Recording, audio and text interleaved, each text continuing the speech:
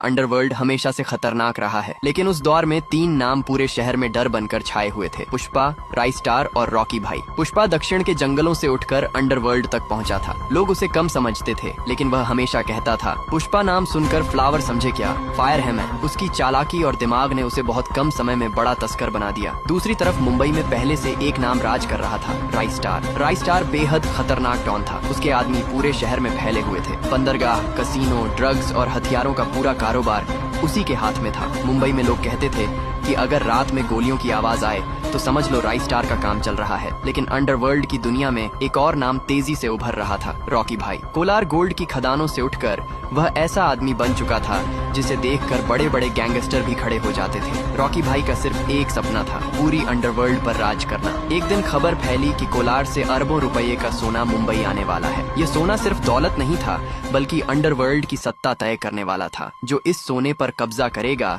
वही पूरे अंडरवर्ल्ड का असली बादशाह बनेगा। सोने की खेप मुंबई के पुराने बंदरगाह पर पहुंचने वाली थी। रात के अंधेरे में वहां तीनों अपने अपने गैंग के साथ पहुंच गए। सबसे पहले राइस्टार बोला, मुंबई में बिना मेरी इजाजत कोई कारोबार नहीं करता, ये सोना मेरा है। पुष्पा मुस्कुराया और बोला, झुकने का नहीं। तभी धुएं के बीच से भारी कदमों की आवाज आई। सभी की नजरें उस तरफ घूम गई। अंधेरे से एक आदमी बाहर आया, रॉकी भाई। उसने सिगरेट जलाते हुए कहा, अंडरवर्ल्ड में 3 लोग राज नहीं करते, यहाँ सिर्फ एक बादशाह होता है। इतना कहते ही गोलियां चलने लगी। पूरा बंदरगाह युद्ध का मैदान बन गया। कुछ ही देर में चारों तरफ लाशें बिखर गईं। सुबह जब सूरज निकला तो बंदरगाह पर सन्नाटा था। सोने की पूरी खेप गायब थी और शहर में सिर्फ एक नाम गूंज रहा था, रॉकी भाई। लेकिन दूर खड़ा पुष्पा हल्का सा मुस्कुरा रहा था, क्योंकि उसे पता था कि असली खेल अभी बाकी है। बंदरगाह की उस रात के बाद पूरे अंडरवर्ल्ड में सिर्फ एक नाम गूंज रहा था, रॉकी भाई। लेकिन कहानी यहीं खत्म नहीं हुई। कुछ दिनों बाद खबर आई कि शहर में फिर से सोने की एक बड़ी खेप आने वाली है। इस बार पुष्पा पहले से तैयार था। वह अपने आदमियों से बोला, पुष्पा कभी हारता नहीं, खेल बदल देता है। उधर राइस्टार भी जिंदा था और बदला लेने की आग में जल रहा था। उसने अपने गैंग से कहा, इस बार कोई नहीं बचेगा। रात होते ही तीनों फिर एक ही जगह पहुंच गए। रॉकी भाई ने मुस्कुराते हुए कहा, लगता है तुम दोनों फिर से हारने आए हो। पुष्पा हंसकर बोला, झुकने का नहीं। और तभी अचानक चारों तरफ गोलियों की आवाज गूंजने लगी। लेकिन इस बार अंडरवर्ल्ड की सबसे बड़ी जंग शुरू होने वाली थी। आगे क्या होगा? क्या पुष्पा और रॉकी भाई साथ मिलकर अंडरवर्ल्ड पर राज करेंगे, या फिर उनके बीच ही सबसे बड़ी जंग होगी? ये जानने के लिए चैनल को सब्सक्राइब जरूर करें।